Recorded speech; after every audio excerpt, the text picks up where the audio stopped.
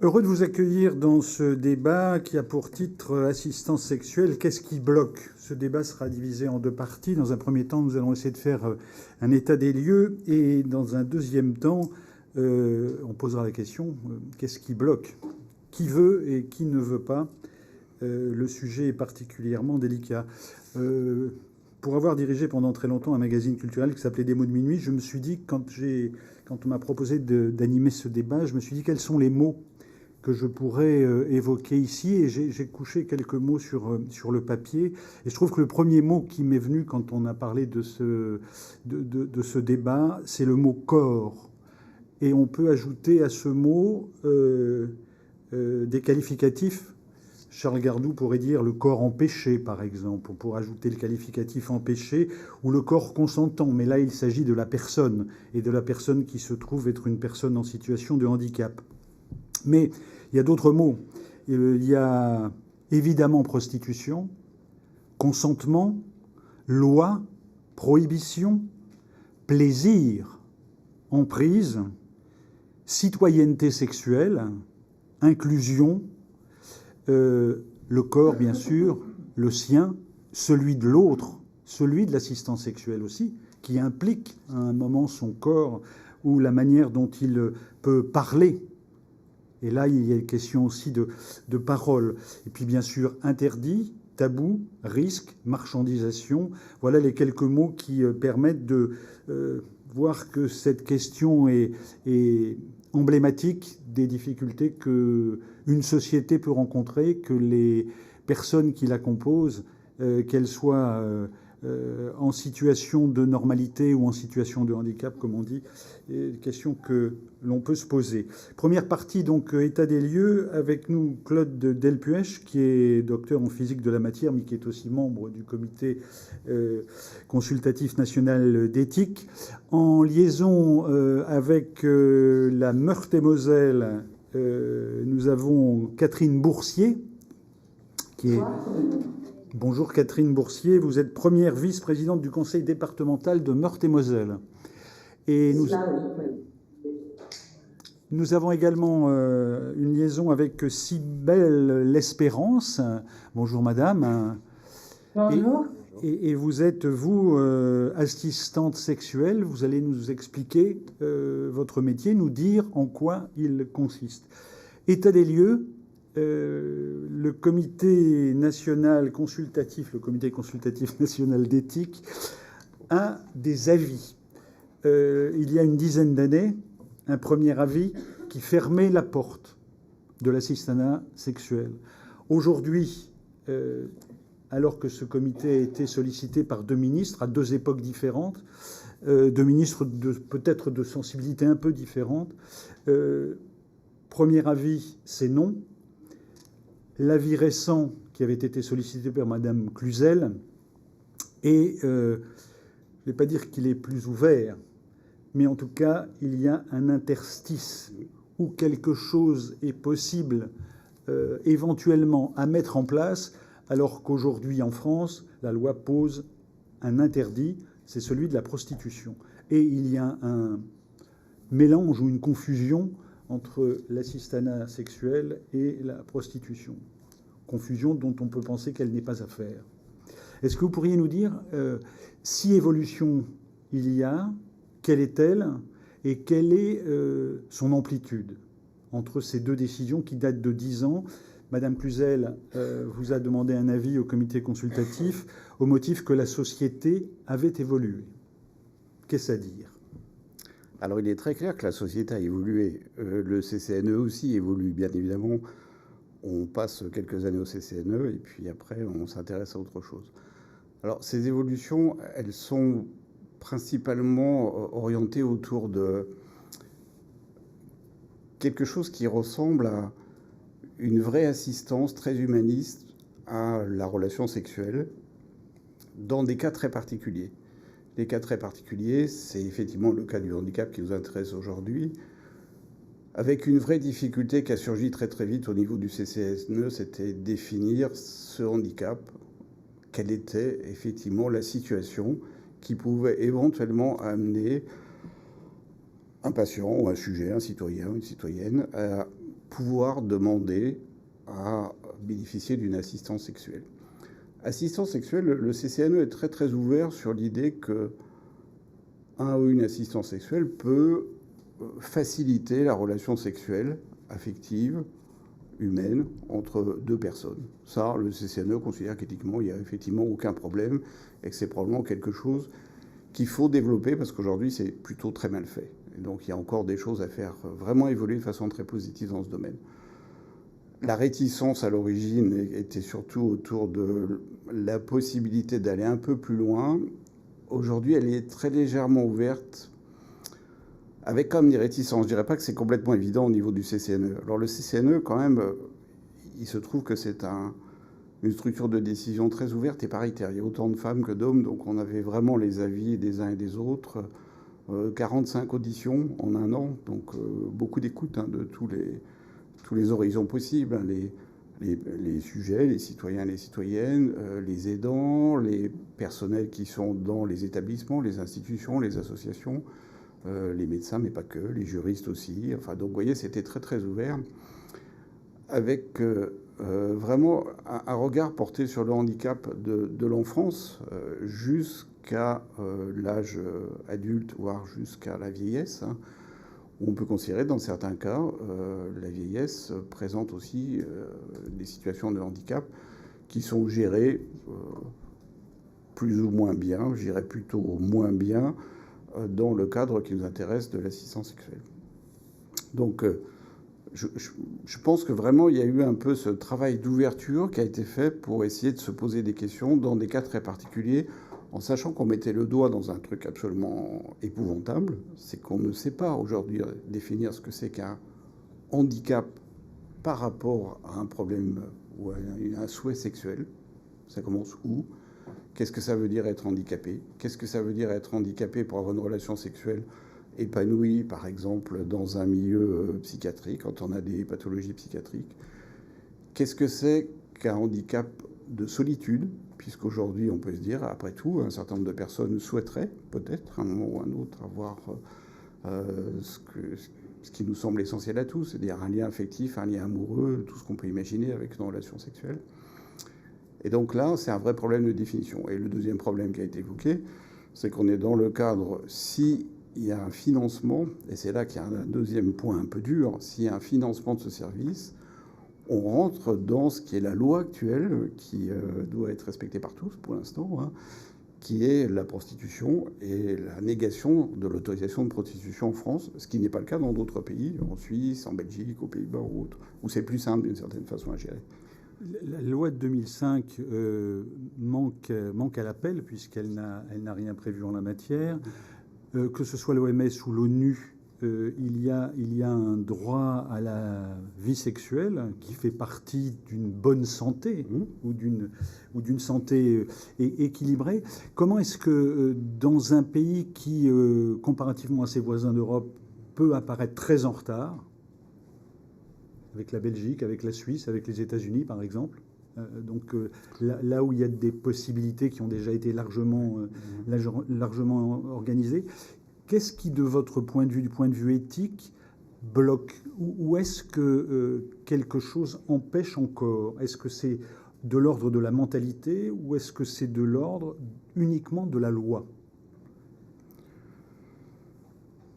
Je pense qu'il y a l'ordre de la loi, mais cette loi, elle n'a pas été construite sur rien. Elle a été construite sur des faits depuis très longtemps. Si on va très très loin, chez les Grecs, la prostitution, c'était quelque chose de légal et d'officiel. Il n'y avait aucun problème.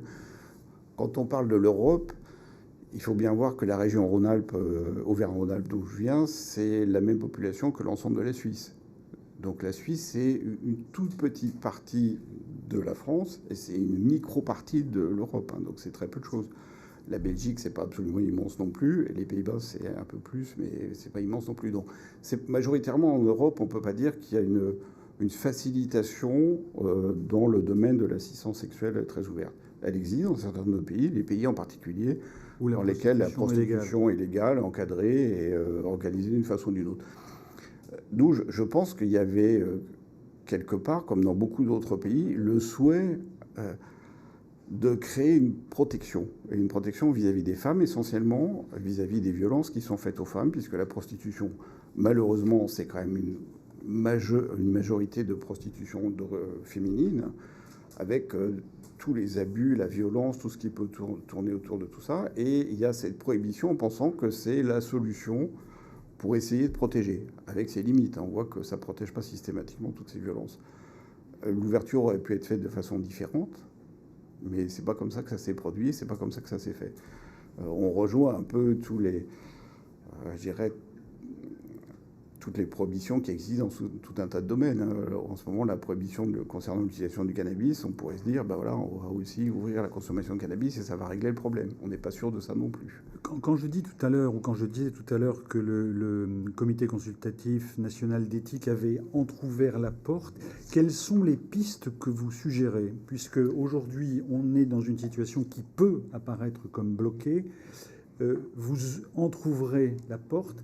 Quels sont les lieux où du travail est à faire pour qu'un assistanat sexuel puisse être légalisé? Alors je pense que pour l'instant, le lieu principal, ça va être l'Assemblée nationale. C'est vraiment un problème de... Il faut légiférer, il faut construire une loi, puisqu'on ne peut pas échapper à cette loi qui existe aujourd'hui. Il faut trouver des moyens, pas de la contourner, mais de trouver quelque chose qui permet d'orienter un peu dans une direction, dans une autre. C'est pour ça que le CCNE est très ouvert au fait que, indépendamment de l'obligation qui nous semble essentielle de faire de la formation, d'avoir des lieux qui soient reconnus, d'arrêter d'une certaine façon ce que j'appellerais des pratiques un peu sauvages, où on va réserver une chambre d'hôtel dans un coin, puis on se débrouille pour trouver... Ça existe. Mais oui, ça existe, oui. Et c'est ça qu'il faut arrêter avec ça, il faut arrêter de cacher les choses. La sexualité, la relation sexuelle, c'est quelque chose d'important, c'est quelque chose qui commence dans le cadre de la jeunesse, et ça pose des problèmes aux parents, et en particulier dans le monde du handicap, et il ne faut absolument pas le négliger. Et puis ça se termine dans les EHPAD, où ça existe. Alors on a parlé tout à l'heure de violence, effectivement dans les EHPAD, c'est quelque chose de très critique et qui est inadmissible, mais la violence qui est faite aussi en empêchant les éventuels couples de se rencontrer, le fait qu'architecturalement, c'est pas du tout prévu pour ça, qu'il n'y ait absolument pas de place pour l'intimité, que les résidents sont séparés, que le personnel ne veut rien voir, en règle générale. C'est un peu l'omerta partout. Donc ça, c'est vraiment des choses qu'il faut faire évoluer. Donc c'est pour ça que le CCNE propose d'essayer de trouver une piste, mais pas encore une piste où on finance les intervenants. Alors on peut discuter de ça. Hein. Le CCNE, c'est consultatif, donc c'est ouvert à toutes les discussions possibles et imaginables. Et j'espère que si ça avance dans ce domaine, les députés vont... Donc vous dites non à la prise en charge via la PCH? Pour l'instant, oui, c'est la position du CCNE. On essaye de trouver des solutions, mais pas encore de remboursement ou de... Avant que nous allions en Meurthe-et-Moselle, peut-être une dernière question. Vous insistez beaucoup dans l'avis qui a été rendu en 2020, oui, 2020 21. En 2021, vous insistez beaucoup sur l'idée de la formation, qui est aussi centrale pour ceux qui deviendront légitimement des assistants. Oui, alors effectivement, il y a les centres de référence où on peut s'installer, mais j'ai cru comprendre qu'ils étaient un peu débordés et qu'on n'avait pas les informations qu'il fallait. Mais c'est clair qu'à mon avis, il faut vraiment une formation dans ce domaine. Il faut... On touche au domaine de l'intime, on touche au domaine, et là physiquement, du corps qui n'est plus qu'un corps de soins, qui est autre chose, qui devient un corps un peu symbolique quelque part. Donc je pense que c'est plus la formation infirmier, médecin classique qui a un certain nombre d'avantages, qui nous permet de nous soigner, mais pour laquelle le corps est considéré comme une chose d'une certaine façon. Et là, on n'est plus dans cet univers, on est dans un univers assez différent. Donc je pense qu'il faut une formation à ce souhait de rencontre entre deux personnes qui ne sont plus simplement deux corps physiques, mais qui sont autre chose, qui sont quelque chose qui doit émerger un peu. Question centrale du consentement. Et je note aussi ce que vous avez souligné tout à l'heure, c'est-à-dire la nécessité d'organiser matériellement, physiquement, des lieux, des lieux et des grands lits. Mais oui. Par exemple. Madame Boursier, peut-être deux manières de vous interroger. La première, c'est par rapport à ces pistes ou à ces suggestions que fait le comité d'éthique. Quelle est votre position? Et deuxième question, que souhaitez-vous mettre en place dans votre département? Bonsoir. Alors, d'abord, je suis ravie d'avoir entendu le représentant du comité national d'éthique. J'avais évidemment lu l'avis rédigé en 2021. Ce qui nous, je dis nous parce que je suis plutôt là la porte-parole à la fois d'une majorité départementale et d'un collectif qui travaille sur cette question. Ce qui nous va bien, c'est le fait de la reconnaissance pour la personne en situation de handicap au droit à une vie intime et sexuelle. Et donc, c'est vraiment toute l'essence du projet politique qu'on a souhaité porter en Meurthe-et-Moselle dans notre projet départemental, puisque cette expérimentation d'un service d'accompagnement à la vie sensuelle et sexuelle des personnes en situation de handicap est dans le projet départemental adopté par l'Assemblée départementale à l'unanimité en 2022.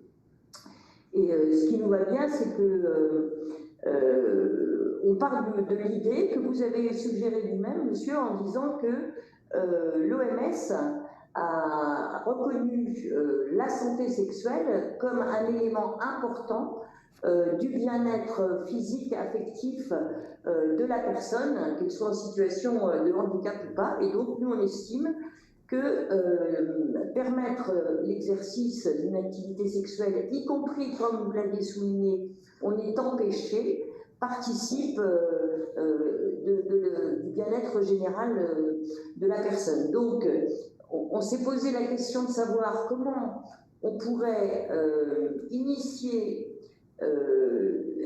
la mise en œuvre d'un service qui proposerait un certain nombre de services, je pourrais vous le détailler ensuite. Alors, sans aller pour autant, en tout cas, c'est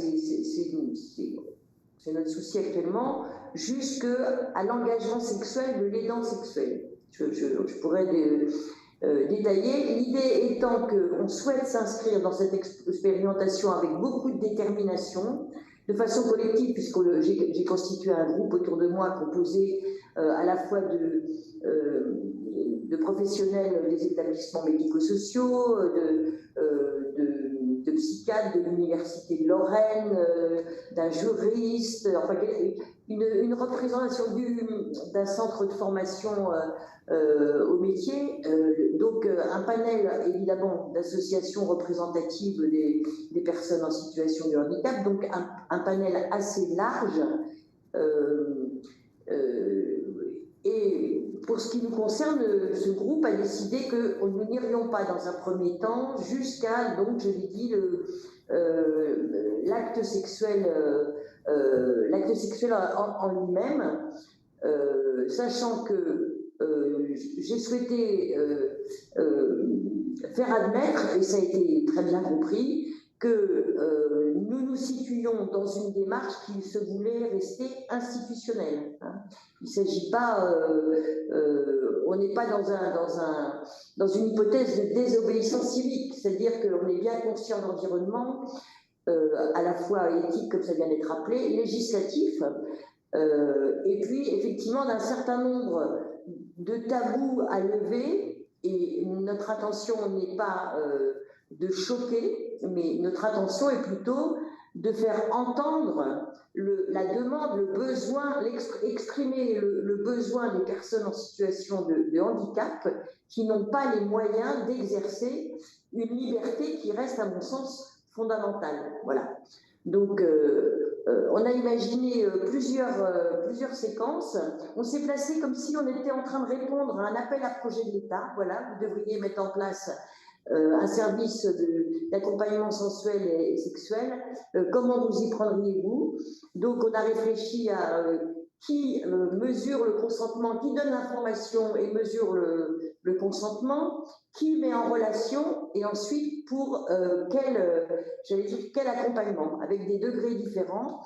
Et en estimant, monsieur a parlé des enfants, en estimant que ça pouvait s'adresser à toute personne sexuellement majeure, donc de 15 ans à 99 ans, si besoin. Voilà.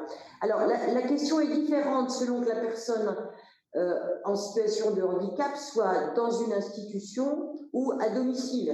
Effectivement, dans une institution, ça suppose également un certain nombre d'aménagements, des chambres où il puisse y avoir des grands lits, des espaces où les gens puissent avoir de l'intimité. À domicile, ce qui nous importe beaucoup, c'est que cette relation puisse s'exercer dans des conditions de sécurité maximum. C'est-à-dire, vous avez, monsieur, évoqué la question des violences faites aux femmes.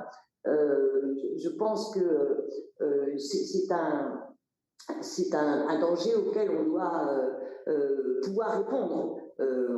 On sait qu'il peut y avoir des abus. Voilà. Donc, si ça vous intéresse, je peux vous détailler les phases sur lesquelles on a tous réfléchi et où on en est actuellement. Mais ça recoupe pas mal les ouvertures que précisait le monsieur du Centre national d'éthique, hein, c'est-à-dire une approche qui serait déjà celle de la compréhension et la découverte du corps et de ses potentiels érotiques. Et donc là, ça peut effectivement s'adresser plus à des adolescents pour qu'ils connaissent leur corps, qu'ils aient une capacité, mais à n'importe qui d'autre. Une approche qu'on a plutôt qualifiée d'ergothérapeute et qui facilite l'autosexualité via des objets d'assistance sexuelle. Voilà comment on peut aider à l'utilisation de sextoys, par exemple. Donc, soit à la mise en relation entre deux personnes en situation de handicap qui aspirent à une relation mais qui ne vont pas le faire en autonomie. Ça serait, voilà. Et puis, une approche de type qu'on a appelée kinésithérapeute qui réalise des gestes érotiques permettant de satisfaire le désir de la personne en situation de handicap, mais qui n'engage pas l'accompagnant sexuel dans une relation intime, enfin, oui, dans une relation intime, dans une, Madame, dans une pénétration, par exemple. Madame Boursier, Madame Boursier, oui. Qu'appelez-vous une relation intime ?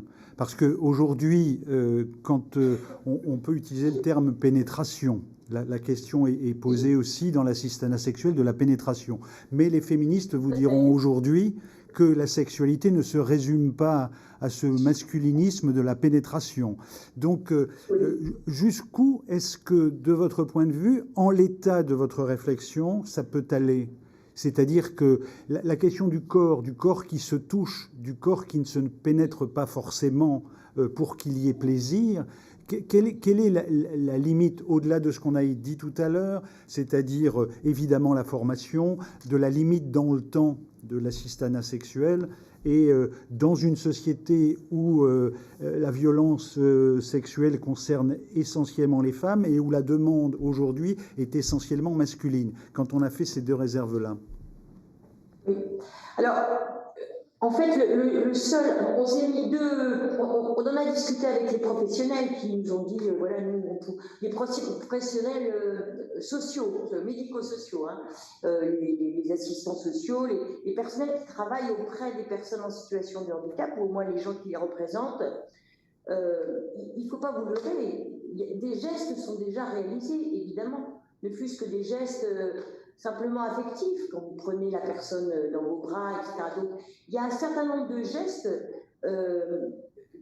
auxquels ils sont prêts à donner.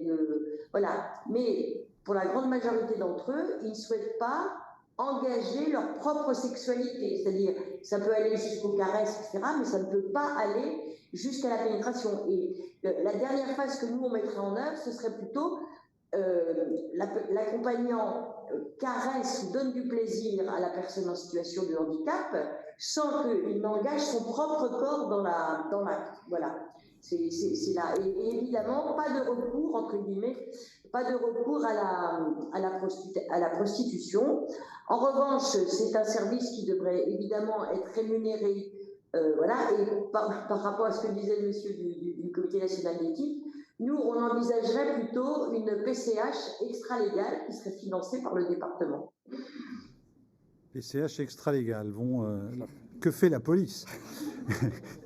Mais une question qui me vient quand je vous écoutais, la question de la temporalité, c'est-à-dire le rapport amoureux tel que vous l'imaginez, c'est-à-dire le temps que prend l'établissement d'une relation qui concerne l'intime. Est-ce que ce temps-là, vous allez le donner aussi? Non, je pense que on n'est pas toujours dans le coup de foudre. Il faut faire la différence entre la construction d'une relation amoureuse. Vous admettrez qu'elle ne peut pas être institutionnalisée. Et puis, la satisfaction d'un besoin sexuel qui s'exprime. Voilà.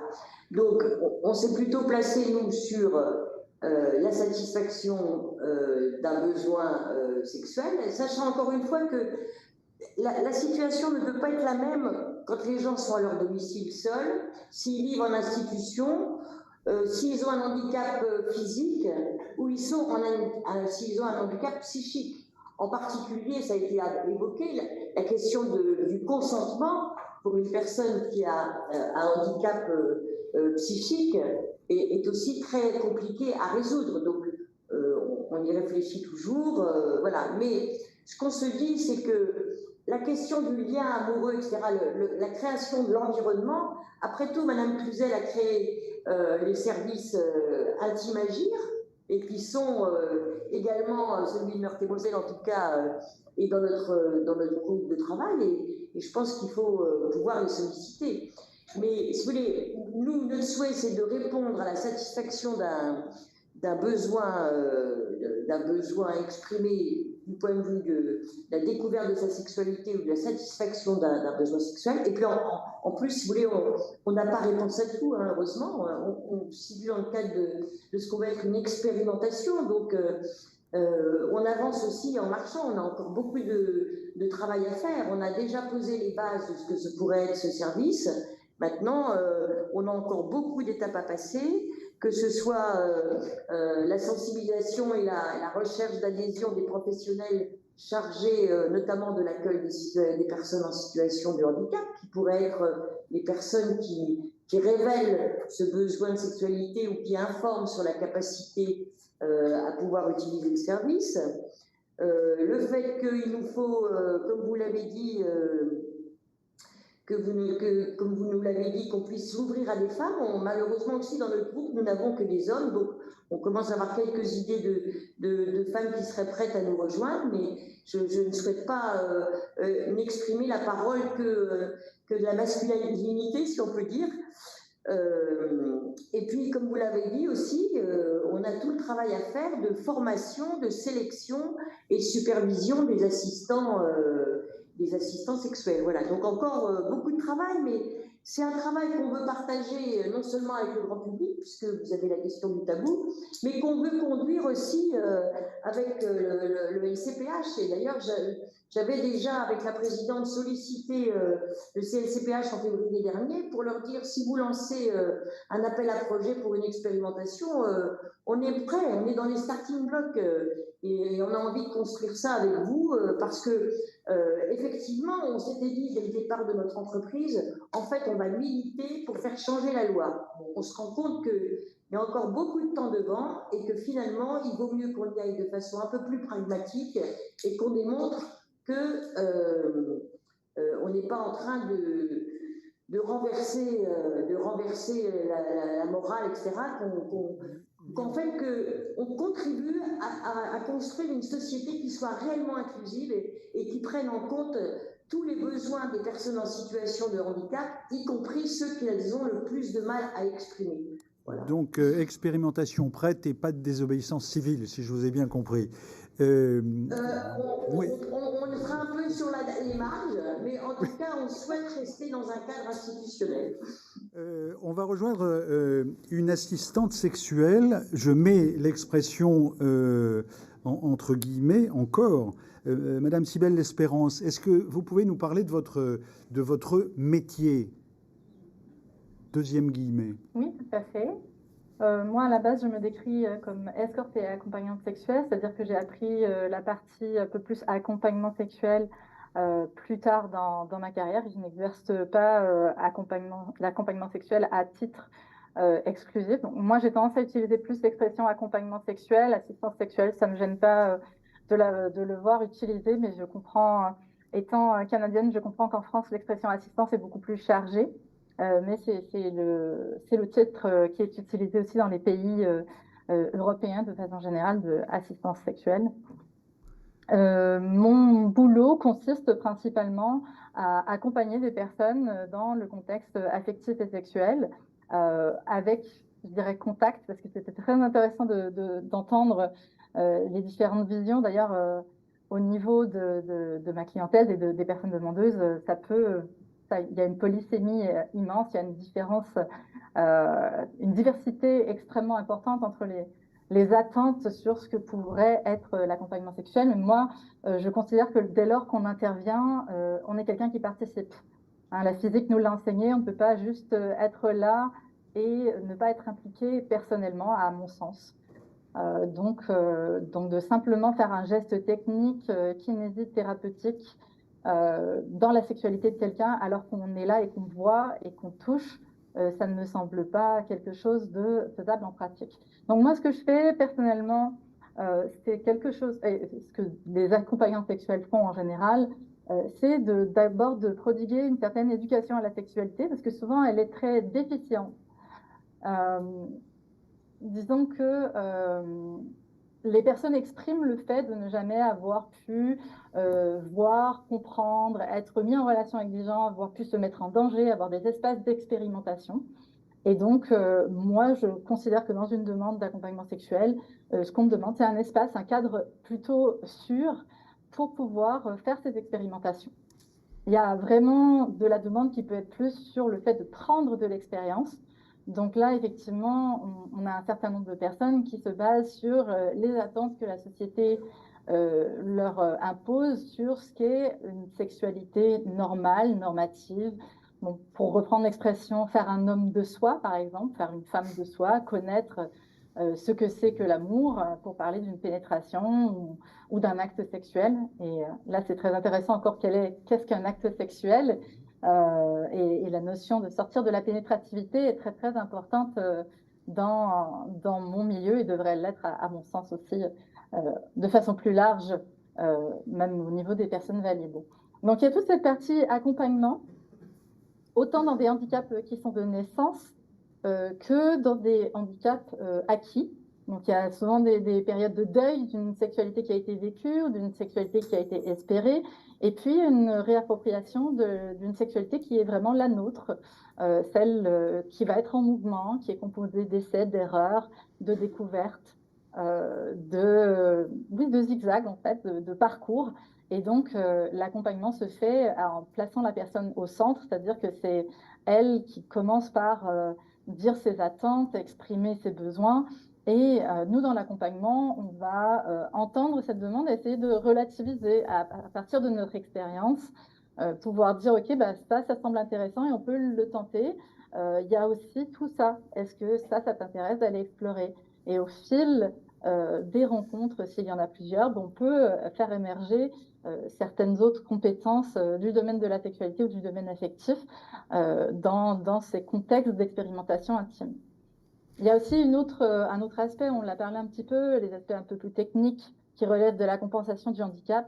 Mais à partir du moment où on intervient, on est dans le relationnel dans tous les cas et ça a un impact sur l'affectif. Je vois vraiment pas à quel point on pourrait juste techniciser ces actes parce que il y a une relation qui se noue et on est dans une portion de l'affectif en tant que technicienne d'une certaine façon, mais bon, en tant qu'humain d'abord et avant tout.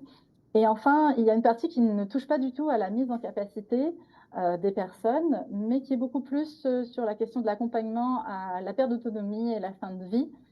C'est-à-dire qu'on est confronté parfois à des personnes qui sont dans des pathologies dégénératives ou qui sont au grand âge, comme ça a été évoqué un peu plus tôt.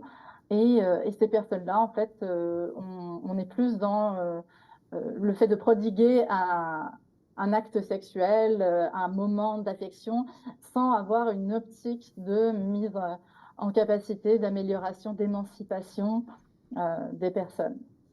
Une dernière chose, moi je travaille aussi avec des couples, bon, je travaille aussi avec des femmes, mais je travaille aussi avec des couples, ce qui est assez rare. En tout cas, au niveau des demandes, il y en a un peu, mais la concrétisation, il n'y en a vraiment pas beaucoup. Et ce constat, c'est pas moi qui l'ai fait en premier, de cette participation presque nécessaire. C'est très bizarre d'avoir une personne dans une pièce avec vous, qui vous touche, qui vous bouge, qui vous regarde, sans que cette personne ne soit d'une certaine façon là à participer. Donc, c'est un peu bizarre de s'imaginer un plan à trois imposé, mais en tout cas, moi, d'un point de vue vraiment très pratique, très concret, je participe lorsqu'il y a des rapprochements dans les accompagnements sexuels. En tout cas, je ne suis pas strictement à côté du lit à bouger les personnes. Et la recherche de la pénétration est rarement aussi directement dans la demande. Madame L'Espérance, je voudrais vous poser deux questions sur votre formation. Comment est-ce que vous êtes formé? Comment est-ce que vous êtes venu à cet accompagnement sexuel?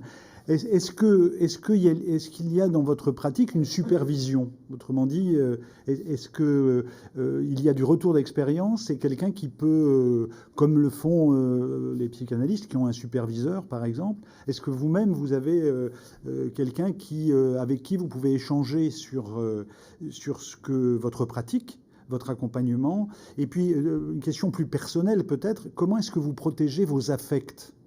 Parce que dans les situations que vous décrivez, notamment la dernière, quelque chose peut se passer aussi dans votre psyché à vous.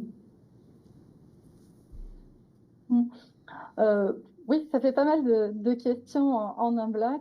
Moi, je rappelle que j'étais donc travailleuse du sexe avant de commencer une formation. J'avais fait une pause lors de mon émigration en France il y a quelques années et je n'avais jamais vraiment considéré l'option de travailler spécifiquement avec des personnes en situation de handicap.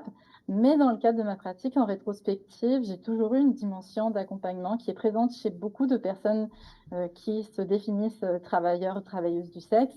Une dimension d'accompagnement et ça se voyait par le nombre d'initiations que j'ai fait ou encore le fait que j'étais souvent en présence de personnes souffrant d'anxiété ou étant sur le spectre de l'autisme. Donc déjà, j'avais cette démarche dès mes débuts, il y a une dizaine d'années, dans le milieu du travail sexuel.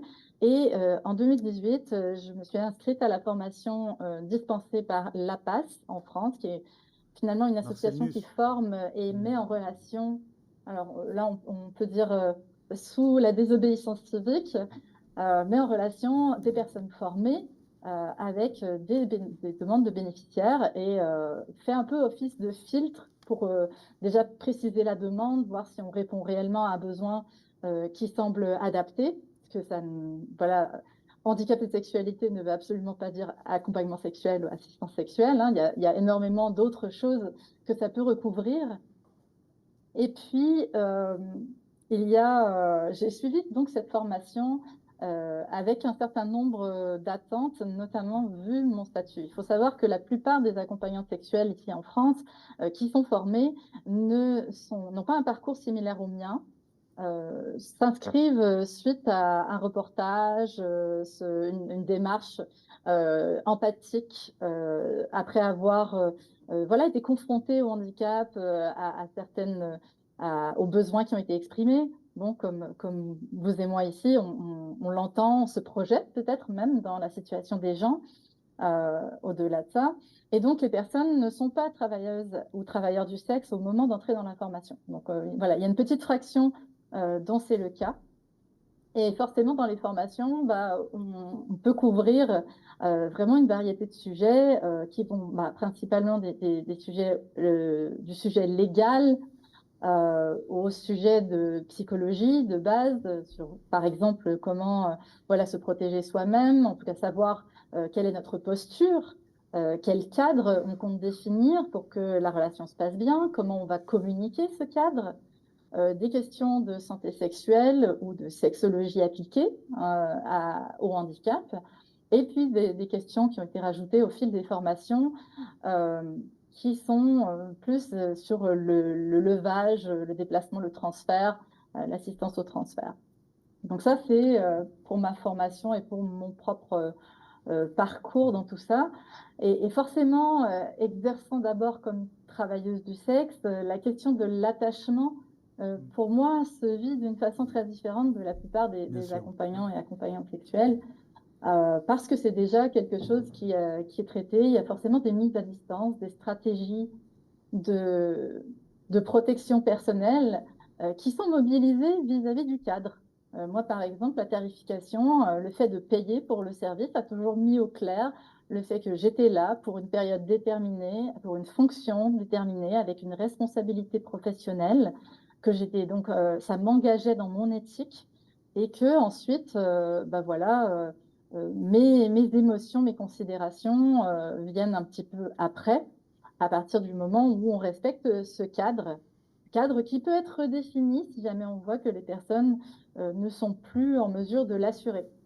Donc, ça demande de faire pas mal d'itérations, pas mal de remises en question. Et c'est là toute l'importance donc de cet autre sujet que vous abordez dans la question, qui est des intervisions, des supervisions éventuelles. Moi, j'en ai pas eu de supervision spécifique. À la PAS, on fait des suivis des accompagnements, c'est-à-dire qu'on peut choisir de débriefer, mais en général, on dit surtout, voilà, j'ai rencontré telle personne, vraiment quelque chose de sommaire pour préserver la vie privée de la personne. Mais si ça s'est pas passé d'une façon idéale, on peut dès lors voilà, décrire ce qui s'est passé, aussi pour prévenir si d'autres mises en relation sont faites.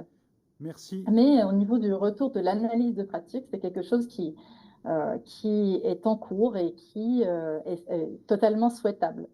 Merci. On a des espaces de discussion où on peut débriefer entre nous des situations qui sont complexes. Ça manque. Je crois qu'on devrait en avoir plus.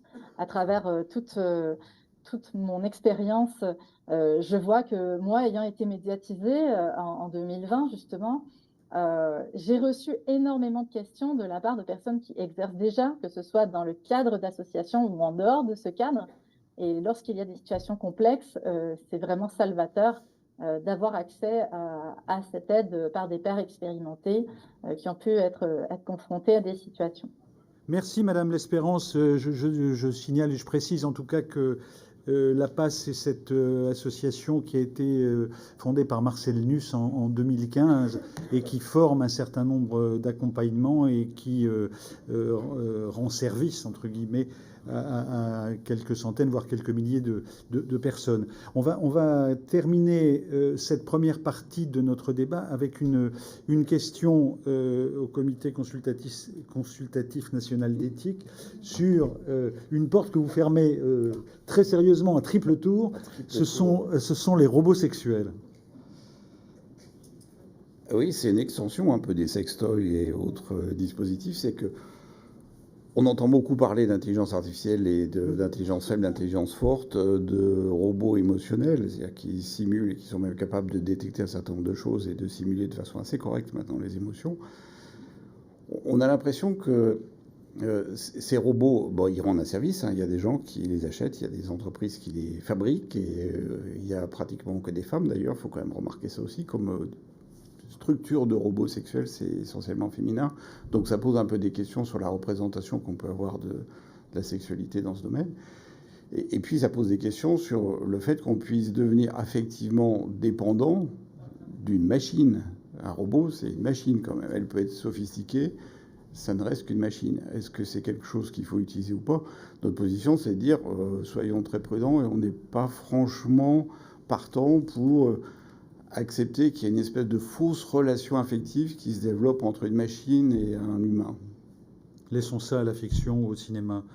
En tout cas, dans ce que vous dites en l'état. Merci Claude Delpuech. On continue ce débat dans une dizaine de minutes. Et là, on va... Alors, Edgar Morin dirait la complexité. Or, il faut... imaginer la complexité. Or, dans cette deuxième partie du débat, on va voir qu'il y a les pour et qu'il y a les contre. On est malheureusement là dans des logiques de radicalité ou de radicalisation, mais je pense qu'il y a sans doute des pistes. Vous en avez ouvert quelques-unes. À tout de suite, on se retrouve dans 10 minutes. Merci.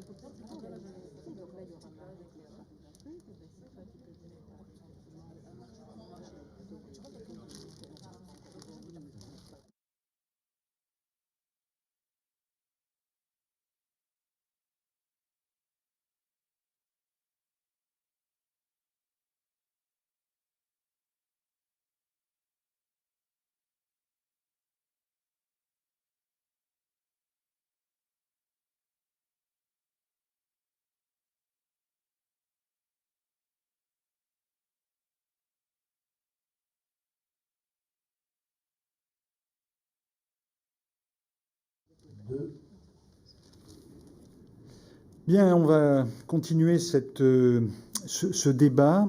On va avoir autour de cette table des choses très tranchées, très pour, très contre. Et on va essayer de se faufiler. Peut-être qu'on sortira de cette heure de rencontre avec peut-être une ou deux pistes, étant entendu que le CNCPH a fait une série de propositions après l'avis du Comité consultatif national d'éthique pour essayer est-ce que je dirais, débloquer la situation, en tout cas de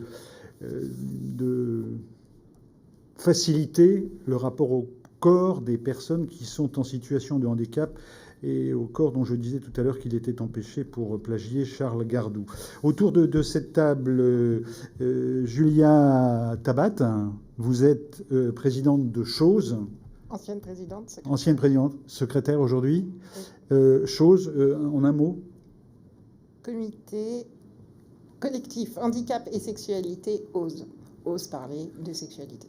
Et donc vous êtes dans cette idée que l'accompagnement sexuel est quelque chose qui est nécessaire aujourd'hui pour ces populations ou ces personnes en situation de handicap. Tout à fait. On défend l'idée que lorsque le handicap vous empêche de contrôler votre corps de quelconque manière que ce soit, il vous faut une aide extérieure qui doit être professionnalisée, qui doit être reconnue, qui doit être encadrée légalement. Et c'est l'assistance sexuelle. À ma gauche, Amatibi, vous êtes porte-parole, vous, de l'association d'UNI. Le mouvement, pardon. L'idée est presque inverse. Hein, on situe l'accompagnement sexuel au niveau de la prostitution. Tout à fait. En face de vous, Jérôme Gage, député de l'Essonne, avec sous le coude une envie d'expérimentation en la matière. Non, mais en fait, je me replonge dans un sujet que j'avais déjà évoqué. Abordé avec une autre casquette, puisque j'étais président d'un département, un peu comme la Meurthe-et-Moselle. L'Essonne. L'Essonne. Il y a une dizaine d'années, en 2013, où on avait souhaité, en tous les cas, faire vivre le débat, mais en partant d'une approche très pragmatique. C'est-à-dire que le département était en charge de l'accompagnement des personnes en situation de handicap, ça fait partie de ses responsabilités. Et dans le travail que nous avons mené avec les acteurs, la question de la vie affective et sexuelle des personnes en situation de handicap était venue.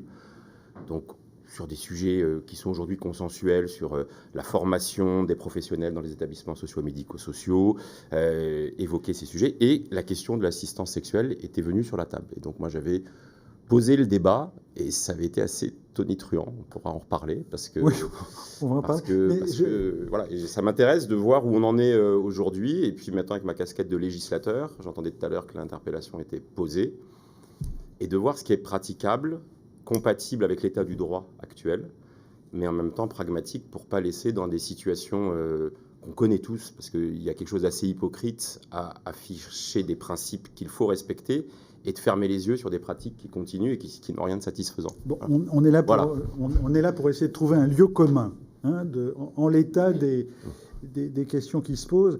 Je vais demander à Rémi Gendarme Cerchetti, qui est auteur, réalisateur de films. Comment vous vous situez, vous, par rapport à cette question de l'accompagnant sexuel ou de l'assistant sexuel en fonction des terminologies?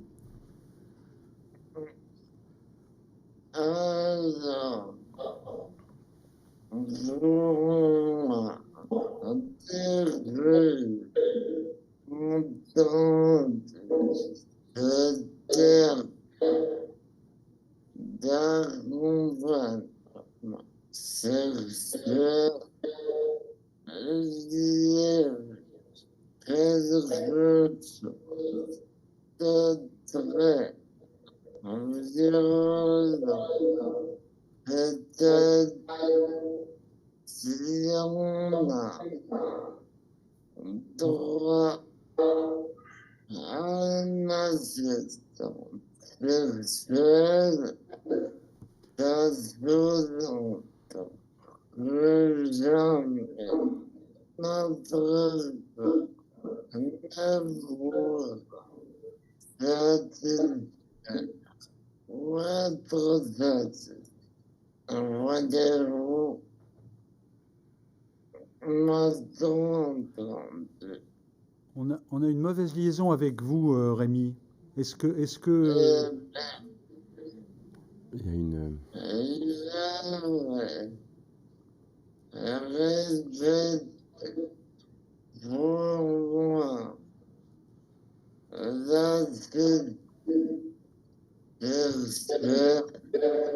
étant des discriminations. Je suis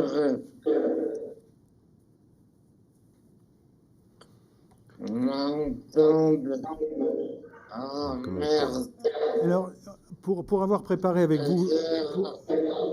Pour avoir préparé avec vous cette rencontre, si je comprends bien, vous êtes quelqu'un qui, personne en situation de handicap, qui dit non parce que non à l'accompagnement sexuel, parce que l'accompagnement sexuel, c'est quelque chose qui nous essentialise dans notre handicap. Or, nous pouvons vivre de manière plus citoyenne, plus inclus dans la société, dans la situation dans laquelle elle se trouve,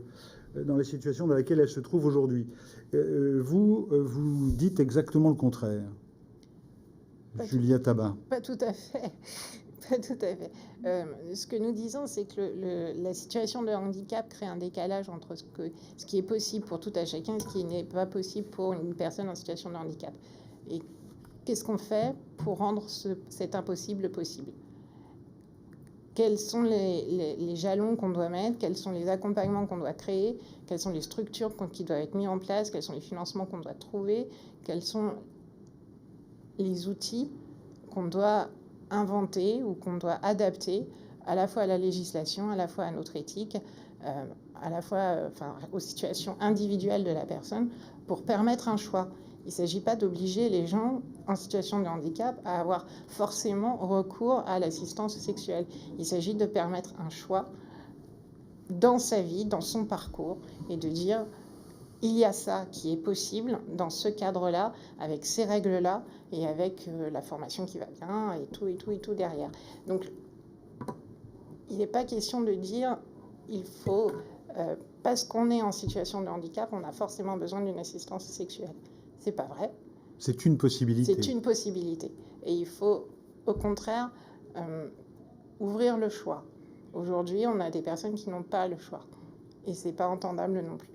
Et ce qu'il faut entendre aussi, c'est qu'aujourd'hui, ça bricole beaucoup. J'utilise ce terme de manière volontairement provocatrice, mais c'est vrai que beaucoup de directeurs d'établissement font en sorte que ça puisse se passer sans que ça se sache. On a tous des histoires comme ça où on sait qu'un tel va faire une petite caisse noire dans tel établissement pour emmener 3-4 résidents ou résidentes en Belgique ou en Espagne. C'est ni vu ni connu. Et on met ça sous le coup d'un voyage et on sait très bien ce qui va s'y passer, mais personne n'en parle. On sait aussi que des parents vont appeler telle ou telle prostituée pour venir voir leur enfant majeur parce qu'ils n'ont pas d'autre solution et que l'enfant est ingérable, enfant majeur, j'entends, l'enfant est ingérable s'il n'a pas cet accompagnement dans sa vie sexuelle. Donc on est bien là sur des situations de bricolage, comme vous disiez, où on est à la fois sous le couvert du secret, sous le couvert de la honte, sous le couvert d'un empêchement qui est aujourd'hui pas entendable. et qui crée des violences, qui amènent de la violence à de la violence. C'est pas normal que des parents soient obligés de gérer la vie intime, affective et sexuelle de leur enfant majeur. Ou de l'ignorer. Ou de l'ignorer. Ou de la dénier. Ou de la dénier. J'imagine que vous n'êtes pas du tout sur cette ligne-là. Qu'est-ce qui, pour vous, reste encore interdit, Madame Sivy? Alors, pour nous, au Mouvement d'Uni, déjà, on se réjouit très fortement que la question de l'accès à la vie sexuelle et affective des personnes en situation de handicap soit posée. On exprime des inquiétudes vis-à-vis du fait qu'on va essayer de réduire cet accès à la sexualité à une sexualité qui est marchande et à cette dimension marchande qui interroge en fait l'ensemble de la société au-delà du monde du handicap. Pour nous, l'assistance sexuelle, elle présente plusieurs enjeux sociétaux. Tout d'abord, elle pose la question de la création d'une exception au cadre de la loi abolitionniste française. Il faut savoir que la France, elle assume une position abolitionniste de la prostitution depuis 1946 et la fermeture des bordels.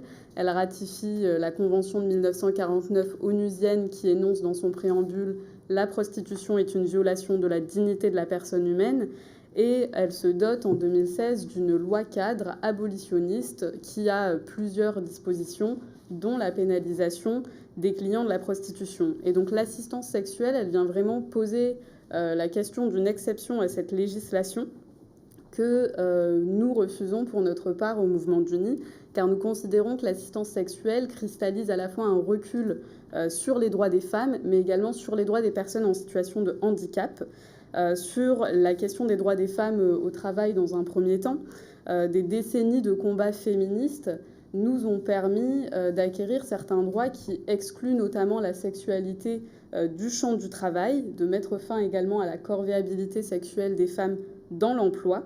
Et l'assistance sexuelle vient contrevenir finalement à tous ces droits qu'on croyait durablement acquis dans le cadre du travail. On observe par exemple que dans les pays qui ont réglementé la prostitution, l'assistance sexuelle est également, elle, légale. Et on observe aussi des dérives en termes de harcèlement, par exemple, qui pèsent sur les personnels prodiguant des soins. Un exemple très concret de ça, c'est aux Pays-Bas en 2010, une campagne qui avait été lancée par plusieurs syndicats d'infirmières qui appelaient à ce qu'il n'y ait plus de sexe dans le soin. Car elles étaient souvent alpaguées et harcelées par des patients justement pour des services sexuels qui rentraient dans le cadre des soins qu'elles étaient censées prodiguer. Donc on a vraiment cet enjeu-là sur les droits des femmes, mais on a aussi cet enjeu-là sur les droits des personnes en situation de handicap. Pour nous, oui, on partage tous les constats qui ont été posés au cours de la journée et des entraves réelles qui existent à la vie sexuelle, affective et la vie sociale de manière plus générale des personnes en situation de handicap. Comment, quand je vous entends parler, je me dis, mais comment est-ce que le problème existant, et on entend bien les positions de principe qui sont largement défendables et vous le faites très bien, mais quelles sont les pistes que vous pouvez éventuellement ouvrir quand une personne en situation de handicap revendique une citoyenneté sexuelle, un droit au plaisir, un droit à reprendre la totalité de la possession de son corps? Mais ça, nous entendons le droit de reprendre la totalité de la possession de son corps. Pour nous, l'accès à la vie sexuelle et affective des personnes en situation de handicap ne doit tout simplement pas passer par l'exploitation d'une autre personne. Et c'est précisément ce que vient faire l'assistance sexuelle. On interroge également le droit au sexe. Est-ce qu'il y a un droit au sexe dans la société ? Et s'il existe un tel droit, doit-il être attribué à une catégorie de la population? Doit-il être universel? Pour nous, et d'ailleurs dans le droit international... L'ONU considère que la sexualité fait partie de la santé. Oui, mais l'ONU ne reconnaît aucun droit au sexe. Elle reconnaît des droits qui ont attrait à la sexualité. Donc tout ce qui concerne la sexualité, les droits sexuels et reproductifs, l'accès à la contraception, les grossesses non désirées. Par ailleurs, il n'y a pas de droit d'exploiter une autre personne pour ses propres gratifications sexuelles. Et la France s'est d'ailleurs positionnée en la matière en adoptant sa loi en 2016, considérant que c'est une violence. Les liens que l'on tisse entre assistance sexuelle et prostitution sont plutôt en fait évidents. Il s'agit là d'une violence, il s'agit d'une exploitation d'une tierce personne Et la prostitution, on a un système... Oui. Non, je pensais à l'idée de la formation dont on a déjà parlé, le Comité national d'éthique en a parlé, et à cette idée que ça ne passerait pas forcément par un paiement de la main à la main, mais qu'on peut imaginer un tiers organisme qui... il n'y aurait pas de PCH, mais il y aurait un tiers organisme qui superviserait et permettrait... En fait, c'est la même ce que j'allais vous dire. Le cœur même du système de la prostitution, c'est l'échange d'un acte sexuel contre de l'argent. Et peu importe que ce soit de main à main, peu importe que en fait, ce soit de deux personnes directement ou qu'il y ait une tierce personne ou un tierce organisme qui intervient, l'acte sexuel échangé contre de l'argent, c'est la définition même du système de la prostitution. Et on a aussi cette notion où le consentement ne peut pas être acheté en France, ni dans le droit européen. Récemment, le Parlement européen a adopté une résolution, la semaine dernière d'ailleurs, jeudi, qui affirmait de manière non équivoque, c'était une résolution sur la prostitution, que le consentement ne peut pas être acheté et ne peut pas être échangé contre de l'argent. Et là, l'assistance sexuelle vient précisément interroger ces dispositions-là. Est-ce qu'une caresse est un acte sexuel ? Non, nous on parle surtout de l'acte sexuel pénétratif et phallocentré, mais également des autres, de la sexualité de manière générale. Une caresse peut rentrer dans l'acte sexuel tout à fait dans la sexualité. Et une éducation du corps, la possibilité pour une personne empêchée de reprendre possession de son corps. On n'est pas là dans quelque chose qui s'apparente à de la prostitution. Si la personne n'a pas l'usage de ses mains, si une main étrangère la touche parce que ça peut l'aider, vous vous situez comment par rapport à... Alors, pour nous, c'est évident qu'on entretient quand même pas mal de confusion sur le débat sur l'assistance sexuelle, dans le sens où il y a des amalgames qui sont faits entre des activités qui sont licites et des activités qui sont illicites. Donc tout ce qui relève du conseil, également de massage, d'éveil sensoriel, etc., rentre dans des activités qui sont licites et qui peuvent participer de l'accompagnement à la vie sexuelle des personnes en situation de handicap. Les activités qui sont illicites concernent, elles, justement d'avoir des relations sexuelles tarifées avec une tierce personne qui finalement n'a rien à voir dans l'histoire.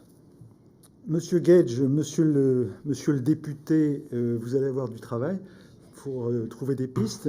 Et puis, deuxième aspect de l'interrogation, c'est comment ça s'est passé dans la première expérimentation que vous avez menée ? En fait, l'expérimentation, je vais m'y arrêter 30 secondes, elle posait les termes du débat qui subsistent encore aujourd'hui et que Emma Siby a parfaitement résumé. Moi, le point de départ, c'était comment on apporte une réponse à une situation que tout le monde considère intenable. Les parents qui bricolent, pour reprendre les termes que vous utilisez. Parfois, moi, j'ai eu des témoignages de parents qui disaient « c'est moi qui soulage », c'est le terme qu'une maman avait utilisé, son propre enfant. Donc, de toute façon, on ne peut pas s'accommoder de ça. Et donc, ce qu'on avait essayé d'envisager, c'était de voir dans quelle mesure un service rattaché au département, un service public, pouvait porter l'accompagnement sexuel. Quand j'ai lancé cette idée, qui était une idée de réflexion dans notre schéma départemental personnes âgées, immédiatement, mes excellentes amies féministes, et je m'y attendais d'une certaine manière, ont dit « Jérôme Gage devient proxénète », puisqu'il va organiser, dans le cadre d'un service public, à travers un service d'accompagnement à la vie sociale porté par une association, donc financé par le département. L'idée était claire, ne pas avoir en effet, ce que vous évoquiez, monsieur Lefebvre, un paiement direct entre la personne et l'assistant sexuel. Il y avait une sorte d'intermédiation qui permettait d'atténuer le lien direct financier. Mais il y avait quand même quelqu'un dont le métier, et qui donc pour cela percevait une rémunération, pour la délivrance d'un acte sexuel, et je comprends que ça ait pu choquer.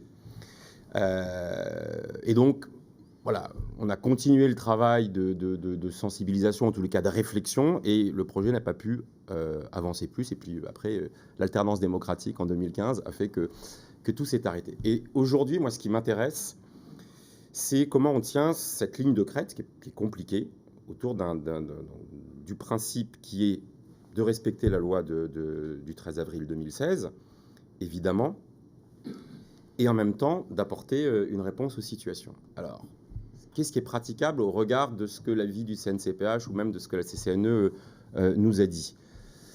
Le point de blocage, c'est la dimension marchande de la prestation.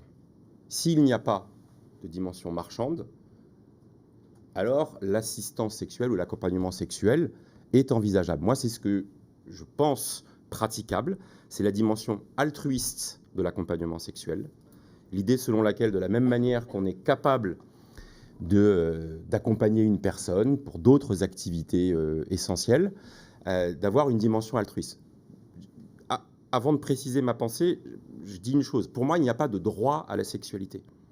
Et il n'y a donc, a fortiori, pas de droit opposable à la sexualité, c'est-à-dire, je demande à la collectivité de me garantir un accès à une sexualité que je ne peux pas avoir pour diverses raisons. Mais là, ça ne concerne pas que les personnes en situation de handicap. Ça peut concerner tout le monde. Évidemment, il n'y a pas de droit opposable à la sexualité. En revanche, pour les personnes en situation de handicap, ce que je trouve intéressant pour moi, la bonne porte d'entrée, c'est le droit à la compensation, tel qu'il a été introduit par la loi de 2005, c'est de dire, face à la difficulté d'accéder à la sexualité, dans quelle mesure la société peut m'offrir une compensation.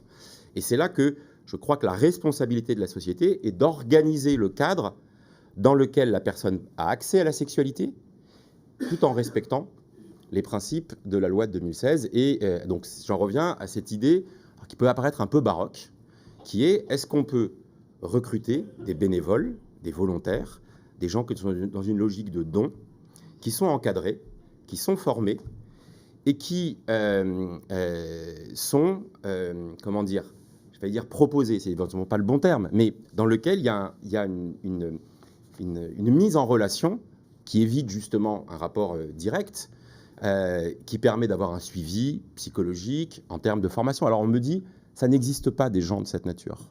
Des gens qui sont capables d'être dans une logique de don et d'offrir une prestation sexuelle. Mais à ce moment-là, ce n'est plus une prestation sexuelle. En fait, ce que je vous décris, c'est un mythique spécialisé pour les personnes en situation de handicap, encadré par la puissance publique, qui s'assure d'une certaine manière des intentions, qu'il n'y a pas de vulnérabilité, qu'il n'y a pas d'abus, pour lequel il y a un suivi psychologique. Est-ce que ça, c'est naïf? Ben, c'est ça que j'aimerais bien qu'on vérifie dans une expérimentation. De dire, est-ce que recruter, proposer, enfin, il y a une efflorescence du bénévolat, du don dans nos sociétés. Est-ce que des personnes qui elles-mêmes ont été confrontées à des besoins lourds de proches à eux, peuvent pas eux-mêmes intégrer cette logique du don? Je termine, je vais faire un parallèle avec un autre sujet sur lequel j'avais travaillé dans une vie antérieure. Moi, je viens de l'Inspection générale des affaires sociales. En France, on a un beau principe qui est de ne pas marchandiser, y compris le corps humain, dans le don de tout ce qui est issu, de tous les produits issus du corps humain. Le don du sang est gratuit, le don des gamètes est gratuit. En France, on manque de gamètes, notamment d'ovocytes pour les femmes qui veulent procréer. Donc on va en Espagne où il y a plus de gamètes. Vous savez pourquoi il y a plus de gamètes? Parce que le don là-bas est rémunéré. C'est 800 ou 900 € à chaque fois qu'on fait un don. Et donc ce qui se développe en France, c'est plutôt d'essayer de sensibiliser des gens à l'importance du don. Et ceux qui sont sensibilisés, ce sont les proches de personnes qui ont souffert de la pénurie de dons. Et donc, si on est dans une logique collective, altruiste et généreuse, peut-être naïve à l'heure individualiste, au moins on essaye de faire ça, de regarder, et ça peut être des associations en lien avec les conseils départementaux, je trouve que c'est le bon niveau d'organisation, de voir est-ce qu'on est capable de mettre en place voilà, je le redis, ce mythique de la relation qui n'existe pas en réalité, dans le recrutement collectif de personnes qui seraient prêtes à le faire. Moi, c'est le chemin d'expérimentation qui me paraît praticable dès l'instant où demeure, moi j'en suis plus convaincu qu'il y a 10 ans, voilà, parce qu'il y a 10 ans, j'avais pu flirter, si j'ose dire, avec une limite qui était de dire peut-être qu'on peut aller jusqu'à l'assistance sexuelle rémunérée, mais pas avec un lien direct, mais indirectement avec des personnes. Mais là, on m'avait dit, mais donc vous allez avoir des salariés dont l'activité sera d'aller avoir des relations sexuelles. Et c'est là qu'on était quand même limite. Voilà. Donc, si on doit expérimenter quelque chose, essayons ça. Et je le redirai à Shaines Kirouni et aux gens de Meurthe-et-Moselle.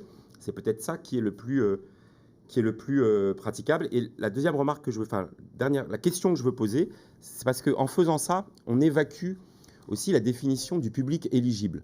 Moi, quand j'ai évoqué ça il y a 10 ans, j'avais en tête les personnes très lourdement handicapées, celles pour lesquelles il n'y a pas la possibilité physique d'avoir accès à son corps, y compris à titre individuel. Voilà. Le modèle, c'était, on avait d'ailleurs organisé un débat, le film The Sessions. Je ne sais pas si vous avez vu ce film, donc sur cette histoire de cet homme qui est dans l'impossibilité physique d'avoir accès à son propre corps. Là, j'ai vu que le débat dans les avis du CNCPH et de la CCNE, ça intégrait aussi la dimension du handicap mental. Et là, je ne veux pas faire de hiérarchie ou de différenciation, mais on n'est pas pour moi tout à fait dans la même problématique, dans la même problématique, et je préfère qu'on puisse offrir de manière indifférenciée à tous un vivier, je ne sais pas si c'est le bon terme, de personnes qui sont prêtes à faire don d'elles-mêmes dans cette logique altruiste. Peut-être que ça ne marchera pas, et peut-être que ça marchera, mais c'est ça qu'il faut expérimenter. Dans le film dont vous parlez, Marc était dans un poumon artificiel, oui. si mon souvenir est bon. Exactement.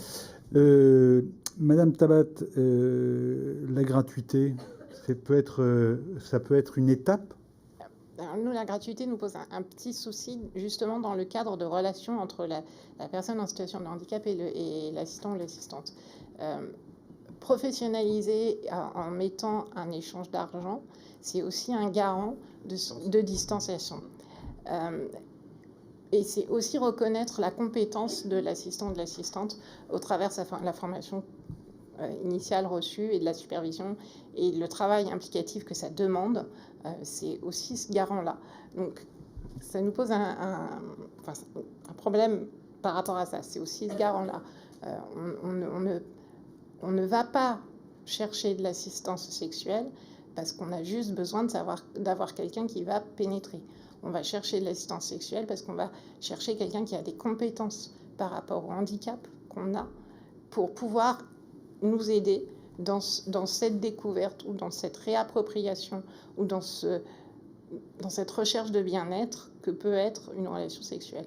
Donc, on ne va pas chercher un individu, on va chercher une compétence. Et pour vous, Madame de Siby, est-ce que cette logique du don et sa conséquence, c'est-à-dire la gratuité, est-ce que c'est quelque chose qui vous semble expérimentable? Alors là, effectivement, on sort du cadre prostitutionnel et des rapports marchands si on est dans une forme de gratuité. Je pense que ce qui nous interpelle là-dedans, ce serait plutôt comment garantir la sécurité aussi. Si on a une équipe de bénévoles, moi, ce qui m'interroge, c'est vraiment les femmes en situation de handicap, lorsqu'elles se retrouvent à huis clos avec un assistant qu'on ne connaît pas, qu'elles ne connaissent pas, qui peuvent avoir des motivations qui sont douteuses et questionnantes parfois. Et d'ailleurs, c'était Marcel Nuss, un militant pour l'assistance sexuelle, qui reconnaissait que dans les candidats qui postulaient à l'accompagnement sexuel, il y avait des candidatures particulièrement douteuses et questionnantes, parfois perverses, d'où le filtre. Principalement des hommes. D'où la nécessité du cadre. Du cadre. D'où la nécessité d'organiser ces formations-là, ce recrutement-là. Oui, je l'entends, mais c'est quand même compliqué d'évaluer le passif d'une personne qui candidate en tant qu'accompagnant sexuel pour avoir des rapports quand même très intimes avec des personnes qui sont dans des situations de vulnérabilité. Et je pense que le cadre qui demeure dans la gratuité, ce qui nous interpelle particulièrement, c'est aussi que finalement, c'est un recul pour les droits des personnes en situation de handicap d'avoir une sorte d'assistance sexuelle. Dans ce sens où, bien que nous partageons ces contrats, comme je le dis, ces constats sur les entraves à la vie sexuelle et affective, on considère que la réponse qui doit y être apportée, elle doit être égalitaire et inclusive. Cela implique de ne pas avoir une approche qui soit validiste et qui entérine une sorte de misérabilisme envers les personnes en situation de handicap. Je cite la militante féministe Elisa Rojas qui dit que, en fait, avoir une sorte de vivier de bénévoles qui doivent faire preuve d'altruisme pour avoir des relations sexuelles avec des personnes en situation de handicap, c'est aussi ostraciser les personnes en situation de handicap, c'est aussi dire à la société qu'ils ne peuvent pas être vus comme des partenaires qui sont égaux, comme des partenaires qui sont choisis, qui sont désirés, qui sont désirants, comme des partenaires que l'on veut en fait. Et c'est les enfermer dans ce schéma un petit peu passif en tant que sujets désincarnés qui sont relégués à une sexualité qui doit forcément être tarifée. Excusez-moi, mais alors du coup, on fait quoi? Parce que c'est un peu statu quo. Il faut, en fait, nous, tout notre développement s'articule autour des recommandations que proposent les associations de personnes concernées comme Femmes pour Agir, Femmes pour le Dire, et qui, justement, parlent de l'accès, de renforcer l'accessibilité, de désinstitutionnaliser. Et renforcer l'accessibilité, c'est aussi renforcer l'accès aux lieux de rencontre, renforcer le décloisonnement des lieux de vie, permettre l'intimité des personnes en situation de handicap. Pardon, mais ça ne suffit pas. Excusez-moi, mais on a toujours ces propositions-là et on sait par l'expérience et le retour d'autres pays. Prenons l'exemple des États-Unis où en Californie, l'assistance sexuelle existe alors même que la prostitution est interdite. Et on ne peut pas dire que la Californie ou les États-Unis ne font pas d'accessibilité dans les bâtiments. Ce n'est pas vrai. Donc, ça ne suffit pas ce que vous dites. Il y a un moment donné où la réalité du handicap rattrape les personnes, qu'elles le veuillent ou non. Je suis bien placée pour le savoir. Dans mon quotidien, des fois, mon handicap me rattrape, que je le veuille ou non. Et donc, quelles sont les dispositions, quelles sont les aides, quels sont les recours qui sont autour de moi? Qu'est-ce que je vais pouvoir mobiliser comme force mentale, comme force physique, psychique? Quels sont les interlocuteurs que je vais pouvoir interpeller pour régler ces situations-là? Alors, quand il s'agit d'aller à l'école, j'ai trouvé. Quand il s'agit de prendre un taxi, j'ai trouvé. Quand il s'agit de ma vie sexuelle, aujourd'hui, il n'y a personne. Pas pour me rassurer dans ma capacité de séduction, je sais, je connais. Mais si aujourd'hui j'ai envie de me masturber ce soir, je n'ai personne qui va sortir mon sextoy de tiroir pour me le donner. Parce que mon quotidien, je ne peux pas le prendre. Qui va le faire, ce geste-là? Et ce n'est pas l'auxiliaire de vie qui vient tous les jours parce qu'elle ne veut pas entrer dans cette sphère intime et je ne veux pas qu'elle entre dans cette sphère intime-là. Elle connaît déjà plein de choses de moi, je ne veux pas qu'elle entre davantage. Qu'est-ce qu'on fait? Sur le principe, je ne parle pas de cette assistante de vie-là, mais sur le principe, est-ce qu'il y aurait dans un autre temps une assistante de vie qui pourrait aussi avoir cette possibilité de vous tendre un sextoy? Ça serait envisageable à condition qu'elle n'entre pas dans la quotidienneté de la personne. Et ça veut dire qu'elle aurait une formation supplémentaire par rapport à sa collègue. Et ça veut dire aussi qu'elle aurait un statut particulier. Et ça veut dire aussi que dans le cadre, dans les contrats qui sont passés entre les bénéficiaires et les assistants, il y a cette nécessité-là de mettre un contrat. C'est obligé. On ne peut pas faire cette économie. Mais on est d'accord sur l'exemple que vous prenez, parce que c'est vrai qu'il peut y avoir des amalgames. Moi, je me rappelle de l'interpellation d'un couple qui s'était rencontré dans une maison d'accueil spécialisée dans l'Essonne. Et eux, ils disaient, nous avons besoin d'un aidant sexuel, tout simplement, pour nous aider à nous imbriquer.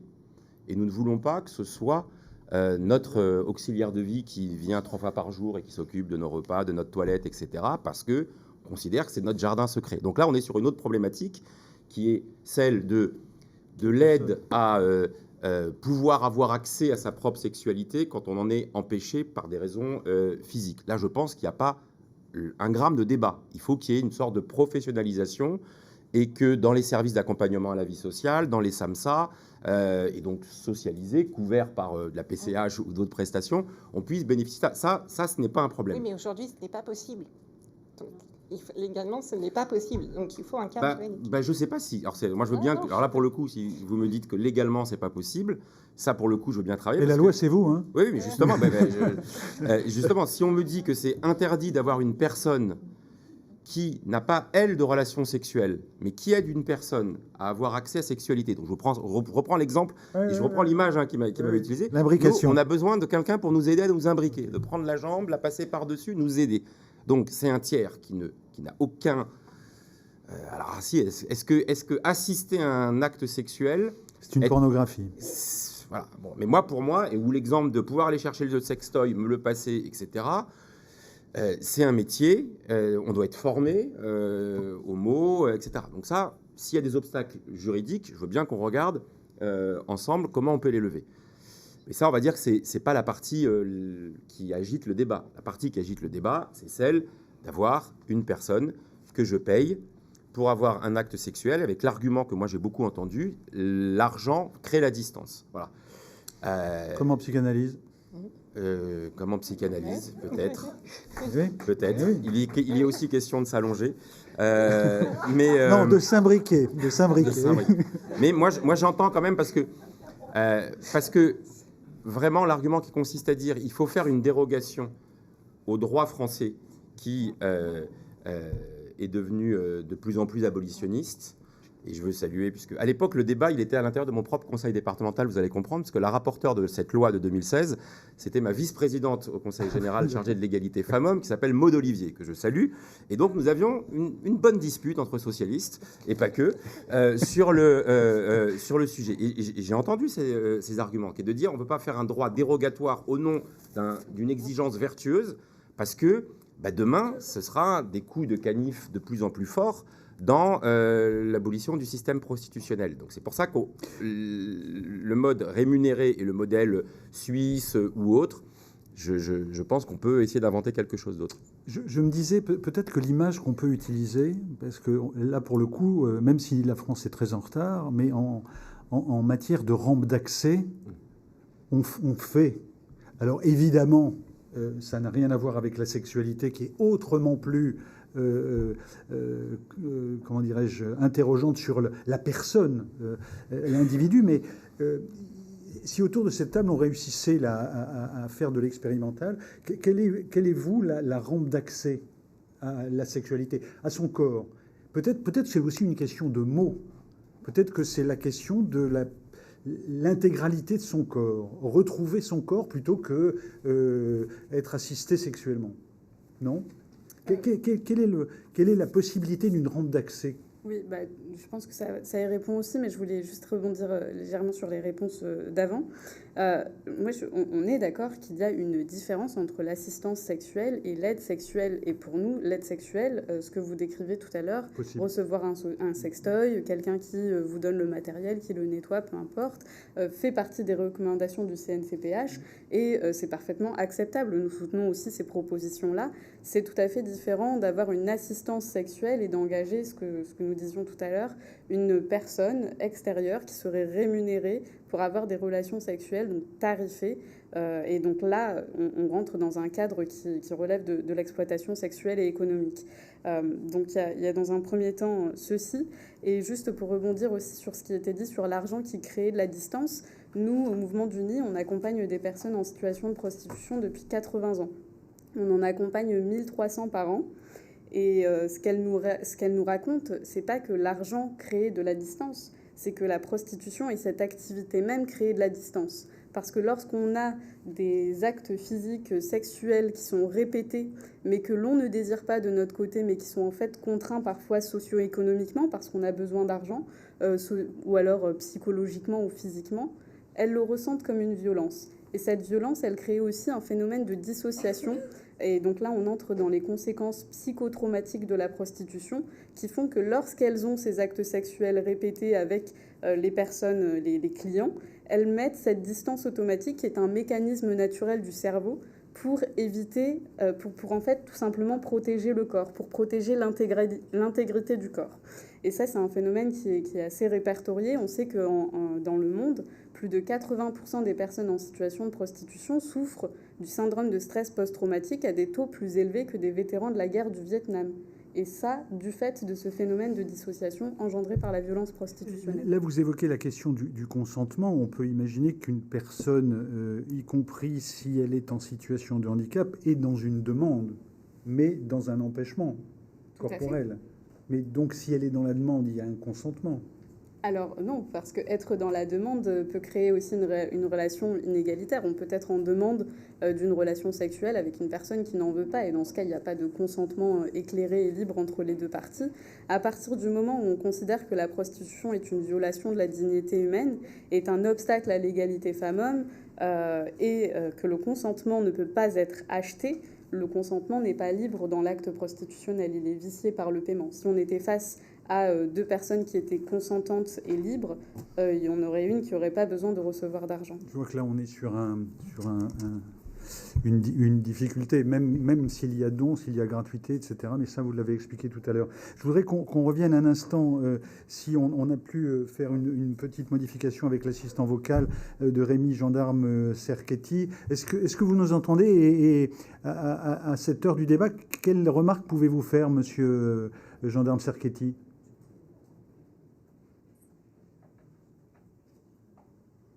Je n'ai pas écouté l'ensemble des interventions, mais la personne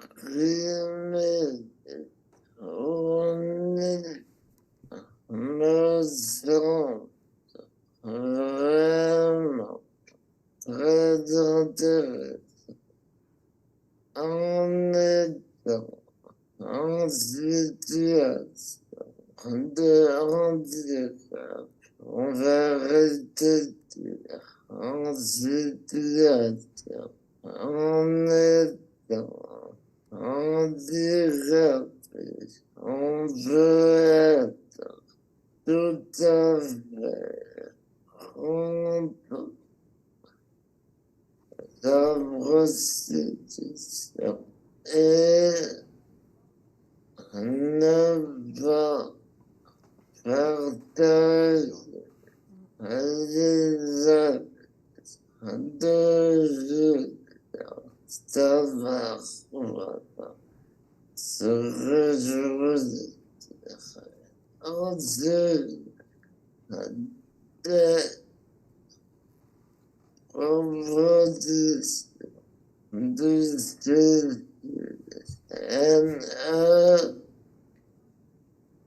Je pense que si la plupart des propositions du style étaient envisagées dans toutes les institutions, on s'apercevrait qu'il y a moins besoin d'assistance sexuelle. Monsieur Gendarme Cerquetti, je suis obligé de vous interrompre, hein, et je vous présente toutes nos excuses, mais on n'arrive pas à établir une bonne liaison avec l'assistant vocal que vous utilisez. Je suis vraiment absolument désolé, mais on ne vous comprend pas et on n'a pas l'usage de votre parole, ce qui est quand même extrêmement dommageable. Je reviens sur l'idée de la rampe d'accès. Il y avait un mot que vous avez utilisé tout à l'heure qui était le mot de contrat. Est-ce que l'idée qu'il puisse se rédiger un contrat dans le cadre d'un accompagnement sexuel est quelque chose que vous pouvez envisager? Oui, je pense qu'il faut avant tout préciser les modalités, parce que si c'est encore une fois quelque chose qui rentre dans une dimension marchande, avec une personne qui va être payée, un contrat est inenvisageable et la loi française ne le permet d'ailleurs pas. La loi abolitionniste française ne le permet pas. Les législations sur le proxénétisme ne le permettent pas non plus, et à juste titre pour protéger une majorité de personnes victimes de violences et exploitées. Commentaire? On en revient à la question si on écarte la rémunération, mais j'entends ceux qui disent la rémunération est pratique. Voilà, la rémunération c'est pratique parce qu'on sait qu'on aura plus spontanément des gens qu'il faut former, accompagner, etc. Moi, je voudrais qu'on tente et qu'on fasse la démonstration que je vous disais tout à l'heure, un mythique de la relation. Aujourd'hui, sur Tinder, des gens qui se rencontrent, ils peuvent avoir envie de se rencontrer juste pour une relation sexuelle. Et le deal est passé pendant l'échange qu'il y a d'emblée. Moi, j'ai besoin d'un Tinder intermédiaire où je suis certain que celui qui va aller au contact de la personne handicapée, on puisse s'assurer de ses intentions, on puisse le former aux besoins spécifiques de la personne en situation de handicap, qui sont parfois des besoins physiques, mais aussi des besoins de communication. Et c'est là que je pense que la puissance publique peut jouer son rôle dans le droit à compensation. Mais tant qu'on n'a pas exploré ça, alors on sera dans le manichéisme du moment, qui est de dire soit interdiction totale de la prestation tarifée, soit praticité de celle-ci, parce qu'au moins, on sait, il suffit d'aller sur Internet, hein, et vous trouvez en 5 minutes des prostituées qui vous disent « je suis spécialisée dans les personnes en situation de handicap ».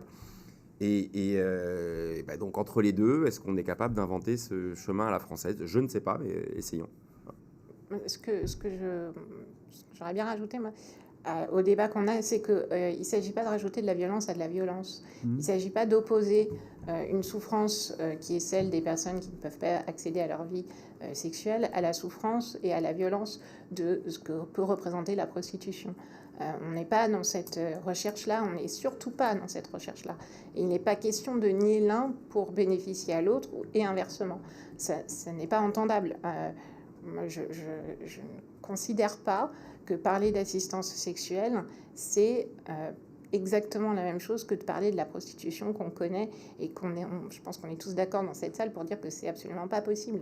Vous pensez qu'il y a un amalgame là? Sauf que voilà. tout à l'heure, l'assistante sexuelle oui, mais elle nous a dit « je suis une escorte et je fais de l'accompagnement sexuel ». J'ai commencé par là.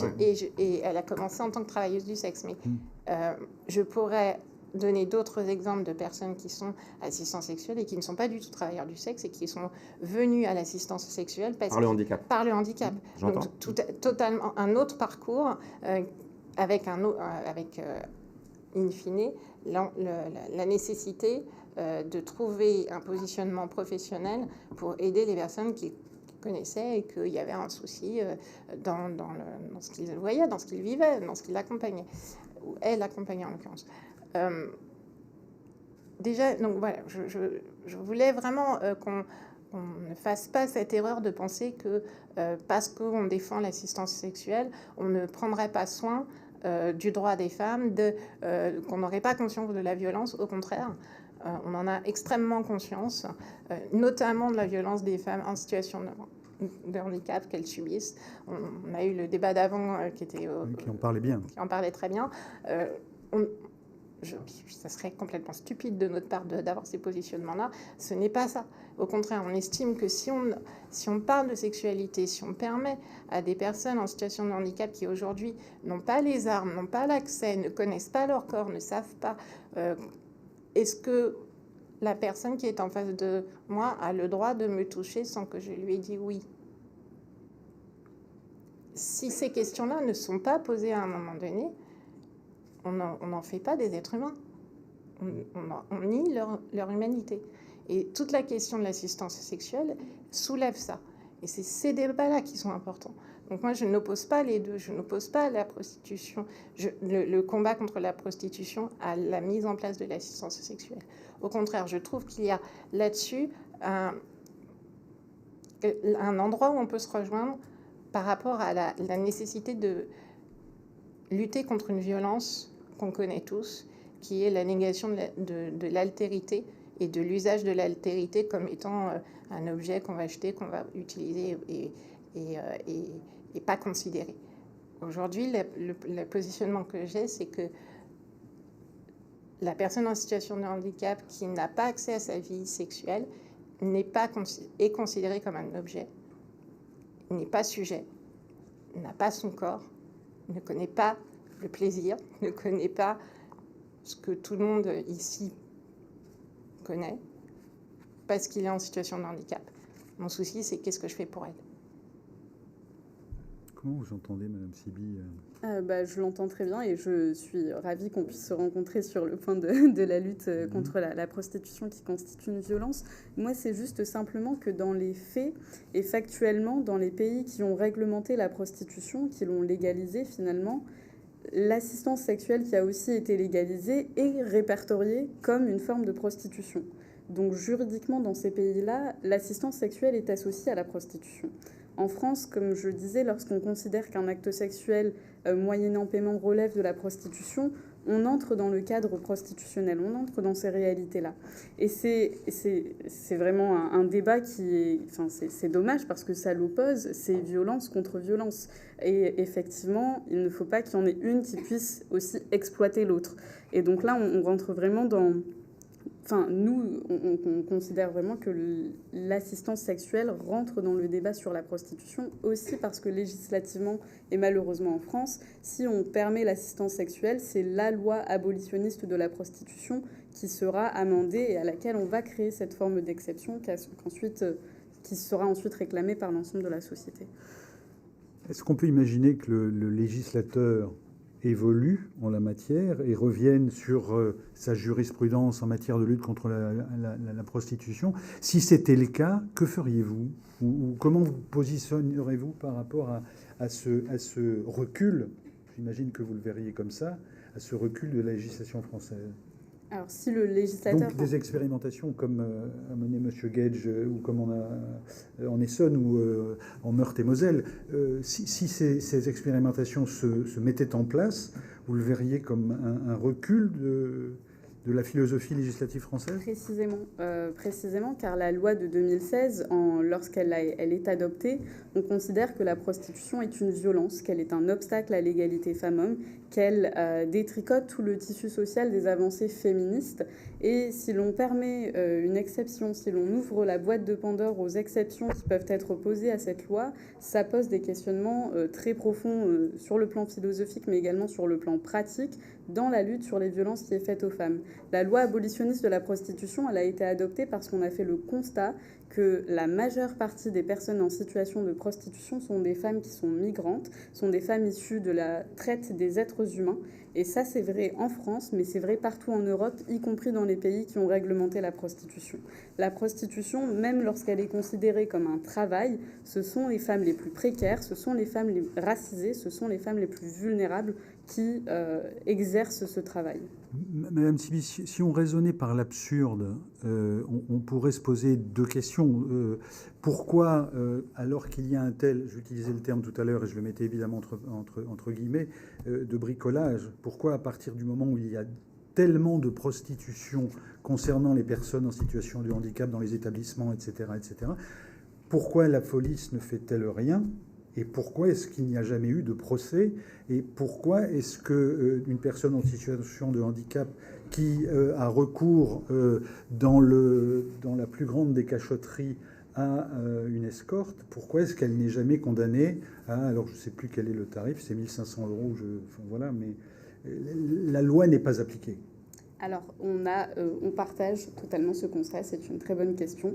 La loi en France doit être... Pardon, excusez-moi, je vais jusqu'au bout de ma question. Si la loi n'est pas appliquée, oui, ça veut dire qu'une société se rend compte que quelque part il y a une difficulté majeure à pénaliser des personnes en situation de handicap qui recourent à la possibilité d'avoir du plaisir. Alors, si la loi n'est pas appliquée, c'est parce que on considère, et il y a plein de lois qui sont difficilement appliquées. La loi en France abolitionniste, elle a produit des résultats qui sont très positifs. Elle a été évaluée par différentes inspections générales indépendantes du gouvernement qui montrent que 1200 personnes sont sorties de la prostitution grâce au parcours de sortie, qui montrent que plus de 7000 clients ont été pénalisés, une hausse des procédures contre les proxénètes à plus de 54%.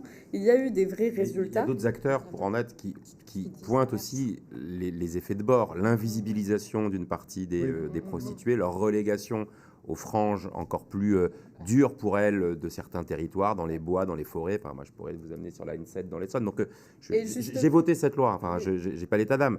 Mais je dis juste que ça n'interdit pas aussi de questionner l'efficacité par rapport à l'intention. Je suis tout à fait d'accord. Et c'est pour ça qu'aujourd'hui, on se retrouve dans une situation où la loi n'est peu appliquée et où les associations demandent sans cesse que des ressources soient allouées à cette loi pour qu'elle atteigne sa pleine efficacité. Là, on est dans une situation un peu intermédiaire où la loi n'est pas vraiment bien appliquée en tout cas, et du coup, elle ne peut pas produire les effets qui sont escomptés par cette loi. Si c'est pas forcément une question de difficulté de pénaliser les clients, etc., parce qu'en Suède, la Suède a cette législation depuis 20 ans, ils pénalisent des clients, tout se passe très bien. C'est simplement que le législateur français, le gouvernement français a décidé que la prostitution ne faisait pas partie des priorités de ses politiques publiques et que les droits des femmes, de manière générale, ne sont pas les priorités des gouvernements à financer. Donc voilà, ça répond à votre question. Madame Tabat, tu n'es pas d'accord avec Non, non, mais là-dessus, enfin, le débat n'est pas sur la prostitution, c'est pas le cœur du débat. Moi, ce que je trouve je voudrais soulever l'hypocrisie du système quand même encore une fois, c'est que si aujourd'hui je décide d'inviter un escorte chez moi et que je mets une caméra et que je filme, c'est autorisé. C'est de la pornographie, certes, mais il y a un cadre légal. Il faut avoir plus de 18 ans. Hein. Oui, j'ai plus de 18 ans, ça tombe bien, tout va bien. Mince. Donc, non, ce que je veux dire par là, c'est qu'il y a quand même une forme d'hypocrisie dans le système français qui est de permettre un certain nombre de choses, de ne pas en permettre un certain nombre d'autres, de dire à des individus, vous êtes citoyen, tout va bien, vous avez le droit à plein de choses, mais là où la loi ne vous permet pas, eh ben, on ne va pas vous aider. Il y a quelque chose qui n'est pas normal, qui n'est pas logique.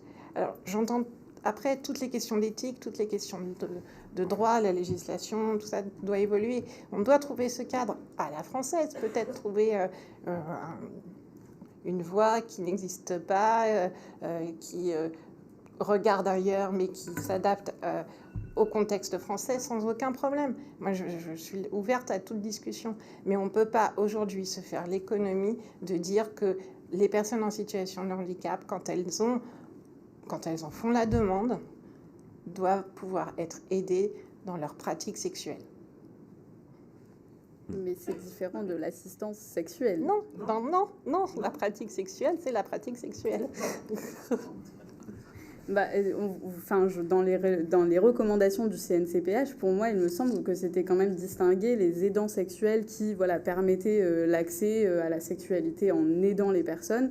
Et là, on est dans un schéma qui est quand même différent d'exploiter directement une tierce personne qui n'a rien à voir. Non, mais je crois que si on renvoie à l'avis de février 2023 du CNCPH, ils sont audacieux, puisqu'ils demandent une modification de la loi pour que l'acte ne soit pas considéré comme pénalement répréhensible et que la personne qui accomplit cet acte prescrit ou autorisé donc par de nouvelles dispositions législatives ne soit pas pénalement responsable. Et donc la question qui est posée, c'est est-ce qu'une dérogation très encadrée et spécifique aux personnes en situation de handicap, au nom du pragmatisme, non, justement pas là, au nom du pragmatisme que vous évoquiez en disant de toute façon il recourt aux prostituées et donc mieux vaut qu'il le fasse avec des personnes qui sont formées, sensibilisées, contrôlées et un peu supervisées plutôt que dans la nature. Et ce débat, on a le mouvement d'Uni et les associations féministes qui disent non parce que ce sera un cheval de Troie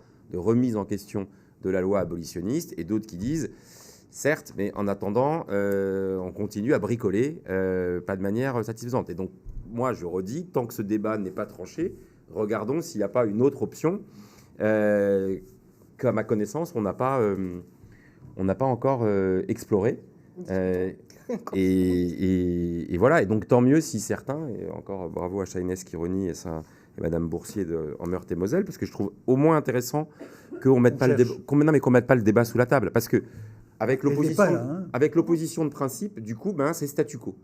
Et donc je trouve bien que quelques-uns cherchent à jouer des coudes. Moi j'avais apprécié quand Sophie Cluzel avait, réentrebâillé une porte qui avait été quand même fermée par l'avis du CCNE de 2012. Et on voit que le CCNE, 9 ans après, a évolué et que voilà. Donc toute la question c'est est-ce que c'est compatible d'avoir une vision contre le système prostitutionnel et un encadrement et une dérogation. Moi, je suis un peu inquiet sur les modalités pour faire cette dérogation. Voilà. Et donc, c'est pour ça que je redis, essayons autre chose. Et je vais souligner l'incroyable sens de la synthèse que vous avez pour conclure les débats. Et je terminerai avec trois mots, pardon. Et je le ferai par pure provocation. Mais la conclusion de ce débat, c'est « en même temps ». Oui. Et je vous remercie. Mesdames, je vous remercie, monsieur. Et encore une fois, toutes nos excuses à Rémi Gendarme Cerchetti, avec lequel nous avons eu des difficultés à échanger, mais on était en délicatesse avec son traducteur vocal. Merci à tous.